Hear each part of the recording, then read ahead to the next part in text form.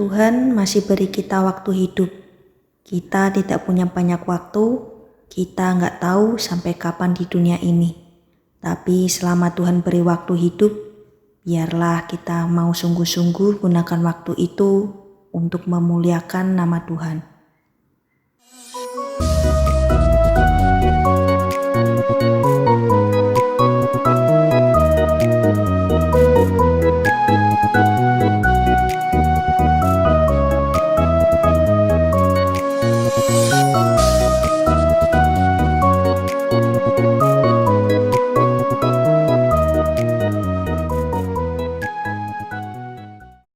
Apa saja sih yang jadi penghambat hubungan kita sama Tuhan? Yuk kita bahas sama-sama ya. Di bacaan Yesaya 59 ayat 1. Sesungguhnya tangan Tuhan tidak kurang panjang untuk menyelamatkan, dan pendengarannya tidak kurang tajam untuk mendengar. Firman ini sudah jelas berkata, sesungguhnya tangan Tuhan tidak kurang panjang. Berarti tangan Tuhan itu panjang banget dan Dia bisa menolong kita. Dia bisa melakukan segala sesuatunya. Dia bisa melakukan yang tidak mungkin bagi kita, tapi mungkin bagi Tuhan. Dan telinganya tidak kurang tajam untuk mendengar doa-doa kita. Makanya sekarang jangan ada lagi yang bilang, Tuhan tuh gak pernah dengerin doaku loh.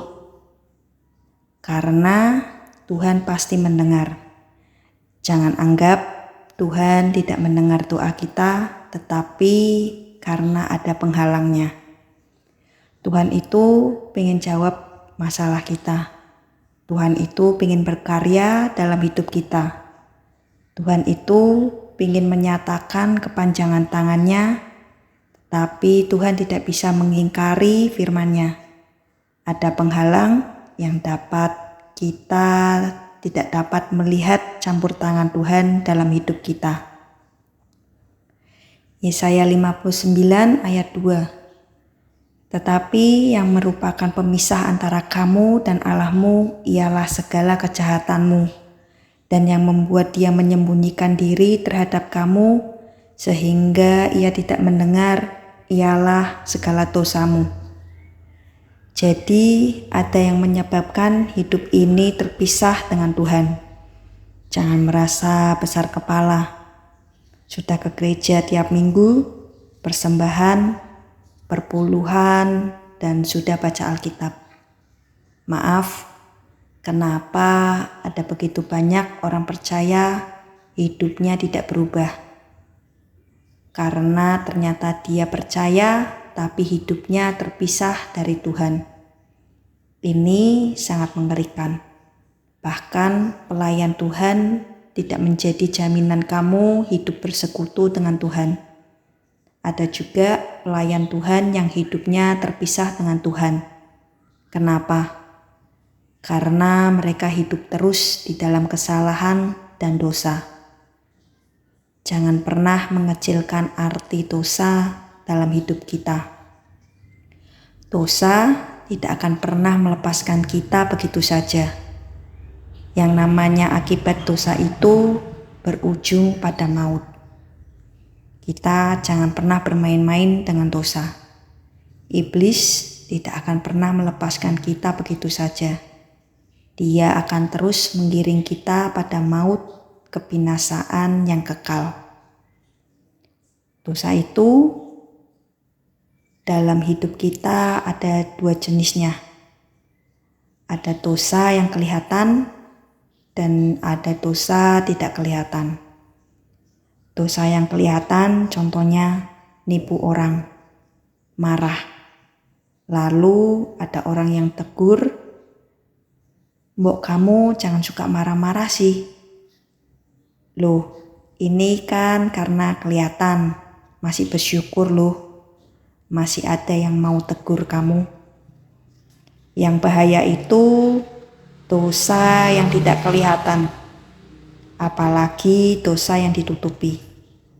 Itu tinggal tunggu waktu, cepat atau lambat yang namanya tabur tuai tetap akan terjadi. Jadi jangan main-main dengan dosa. Kita tahu mana dosa dan tahu mana yang bukan dosa. Pilihan ada di tangan kita. Benar kan? Ketika kita bermain-main dengan dosa, cepat atau lambat akan menghancurkan hidupmu. Akan menghancurkan kita dan kita tidak bahagia. Kenapa? Karena kita terpisah dari Tuhan. Apa yang membuat hidup kita itu berbahagia? Bukan kekayaan. Satu-satunya yang bisa membuat kita bahagia cuma satu. Waktu kita punya hubungan yang dekat sama Tuhan. Cuma itu. Sehingga dalam segala keadaan kita bisa connect sama Allah. Kenapa kita harus punya hubungan dekat sama Tuhan? Karena orang yang punya hubungan dekat sama Tuhan, orang yang paling bahagia. Tidak ada ketakutan dan tidak ada kekhawatiran. Dosamu, kesalahanmu itu yang membuat doamu tidak dijawab. Karena kamu terpisah sama Tuhan. Jangan mau ya. Hidup kita ini kan berapa lama sih di dunia ini? Kenapa kita mau membuat hubungan kita sama Tuhan rusak cuma gara-gara dosa? Dosa yang tidak terlihat itu ada lagi, yaitu amarah, kebencian, kepahitan, iri hati, dan ketengkian. Kalau kita tinggal dalam dosa-dosa ini, hidup kita tidak mungkin diberkati. Yang ada semakin panas dalam hidup kita. Bersyukurlah dan bilang, Tuhan, lihatlah dalam hatiku ini. Kenapa kita tidak dikasih tahu tanggal mati kita? Biar kita hidup berjaga-jaga, senantiasa di dalam pertobatan. Beresin yang harus kita beresi hari ini. Nggak ada yang tahu. Hidup ini misteri Tuhan. Yesaya 59 ayat 3. Sebab tanganmu cemar oleh darah dan jarimu oleh kejahatan. Mulutmu mengucapkan dusta, lidahmu menyebut-nyebut kecurangan. Jangan lakukan yang jahat. Mulutmu mengucapkan dusta, jangan suka berbohong. Kita istri-istri gak boleh bohongin suami. Sebaliknya juga suami-suami jangan bohongi istrimu dalam segala hal. Mari kita beresi dosa-dosa hidup kita supaya rumah tangga kita diberkati Tuhan. Lidahmu menyebut-nyebut kecurangan. Jangan sedikit pun kita melakukan kecurangan. Orang yang curang mungkin sedikit akan kelihatan diberkati atau sukses. Tapi itu tidak akan bertahan lama. Jaga hidup kita baik-baik. Amsal 14 ayat 34. Kebenaran meninggikan derajat bangsa, tetapi dosa adalah noda bangsa. Kebenaran meninggikan derajat hidup kita, tetapi sebaliknya, dosa adalah noda dalam hidup kita yang akan mendatangkan kutuk. Kebenaran akan mendatangkan berkat. Demikian dengan hidup kita, jangan berusaha mengangkat derajat hidupmu dan derajat keluargamu dengan sesuatu yang kita pikir menjadi jaminan hidup. Dengan derajat yang naik tinggi, dengan kekayaan dan harta, serta merek-merek yang kita pakai. Itu hanya hal-hal yang akan binasa. Bangun derajat keluarga kita di atas dasar firman Tuhan. Takutlah akan Tuhan. Kalau kita hidup dalam kebenaran, mau orang menghina, mau orang apa, biarin aja. Tuhan yang akan berperkara dengan kita. Percayalah. Lanjut lagi ke Yesaya 59 ayat 4. Tidak ada yang mengajukan pengaduan dengan alasan benar, dan tidak ada yang menghakimi dengan alasan teguh. Orang mengandalkan kesia-siaan dan mengucapkan dusta. Orang mengandung bencana dan melahirkan kelaliman. Apa yang kamu kandung, benih yang kamu pelihara itu suatu saat akan menjadi besar. Yang terakhir, Yesaya 59 ayat 5. Mereka menetaskan telur ular beludak dan menenun sarang laba-laba.